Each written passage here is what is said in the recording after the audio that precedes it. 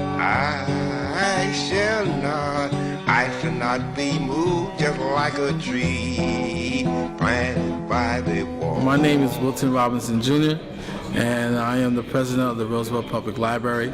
We were here today to witness the second debate on the presidential election that's going to be held on November 6, 2012. And it was a very enlightening evening with President Obama and Governor Romney. I thought it was very exciting. Basically, I thought it was an excellent idea, and it shocked me that the Roosevelt Library was having a viewing of the presidential debate, because a lot of places will have a viewing for a Super Bowl or like the end of American Idol, but like this is like the presidential debate. And I just happened to come into the library, and then I saw the sign, and I thought it was really awesome.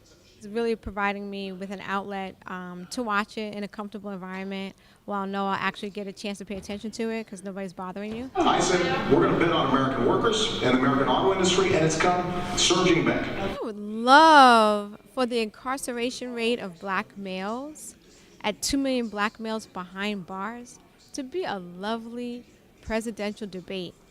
But we know that that's not going to happen. So I would like for in this debate for President Obama to actually expose all of what Mitt Romney is planning on doing if he becomes president.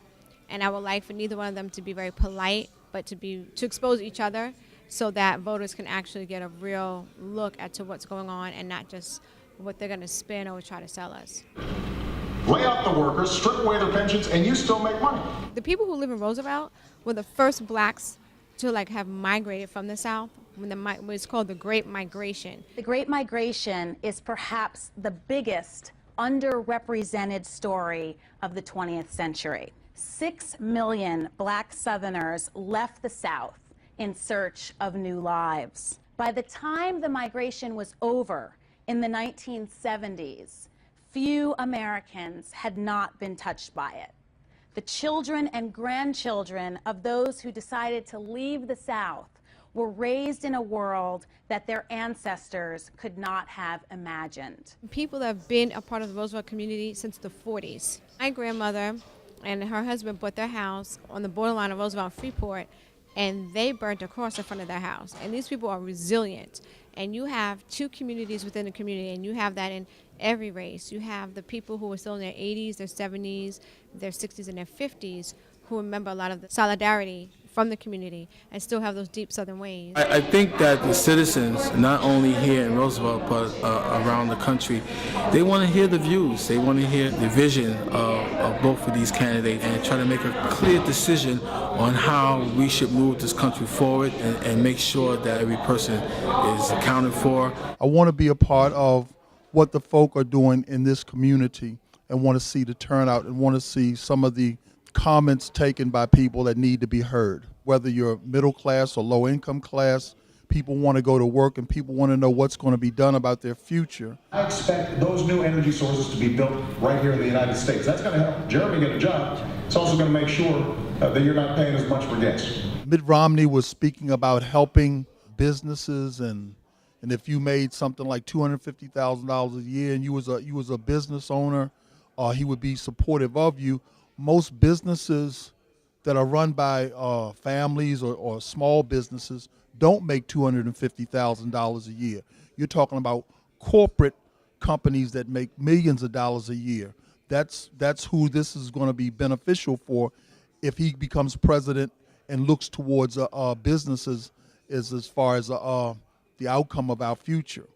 You're going to end up going twice as far to get on the gas. That's why we've doubled clean energy production like wind and solar and biofuels.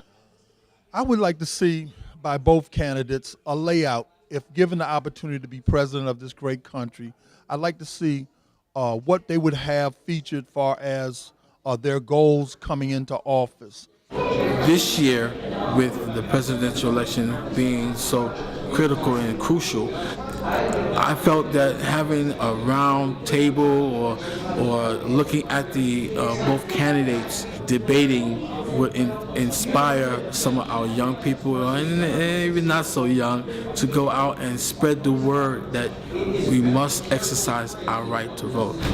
What would you like to see if Obama wins the next election?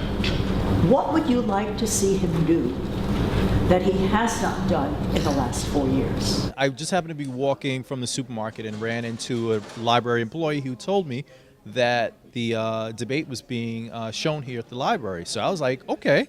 Went home, dropped off my goods, left my cake. It'll have to wait till later. He came on down to join in, and I'm glad I did. My expectations were exceeded. It's really difficult to come back from the place that Obama was in. I was so riled up over the first debate that I'd written, I don't know how many emails to the White House, actually. I don't know if they got through, but I feel like the spirit of what I was trying to say got through because the president really did come through for me and for a lot of people who really wanted to see a fighter. A couple of issues where I felt like he could have really hit grand slams. One of them was relating to violence, with the gun violence. And they were talking about violence on the streets, etc. But there's a lot of violence at home, too. I felt that he could have tied in the violence at home to the lack of support for families and for different populations of Americans who are struggling on different levels, struggling to find ways to support their kids, struggling to figure out not just how to live from paycheck to paycheck, but to figure out dreams, how to nurture dreams, and how to inspire kids to chase their dreams. There's this push for people to just get out and do whatever they have to do, but I think that a lot of parents miss the opportunity to really inspire their kids. In 1965, we gained the right to vote by the Voting Rights Act. And we lost that enthusiasm of voting. I just want people here in Roosevelt to understand that voting is the most essential thing in our history and in someone's life going out to exercise that right to vote. At times, history and fate meet at a single time, in a single place, to shape a turning point in man's unending search for freedom. So it was at Lexington and Concord. So it was a century ago at Appomattox. So it was last week in Selma, Alabama. There, long-suffering men and women peacefully protested the denial of their rights as Americans. Many were brutally assaulted. One good man, a man of God, was killed. The 1965 Voting Rights Act comes up every 25 years. They have to renew it. I mean, that is very important, and people should know that. It took this Congress 95 years from the moment that the 15th Amendment was added to the Constitution of the United States for this Congress to wake up after Selma to Montgomery to pass legislation to implement the Voting Rights Act. For me to stand here and listen to my distinguished colleague, the distinguished gentleman from Virginia, the chairman of the subcommittee, for him to argue that there may be a time, and we may be approaching a time, when the Voting Rights Act preclearance provision of Section 5 is no longer necessary, couldn't be further from the truth. The only way you're going to get to know these things, to know about any law, about any issue that's vital for you, is that you have to come out to these forums. You have to be informed by newspapers and watching the news and the radio, listening to the radio, and coming out and collectively making a decision as important as this, as electing the next president of the United States. I was asked to sort of kind of spearhead questions and discussion after the candidates' debate. I have to say the comments were excellent, the questions were good, and it was a pleasure to be here.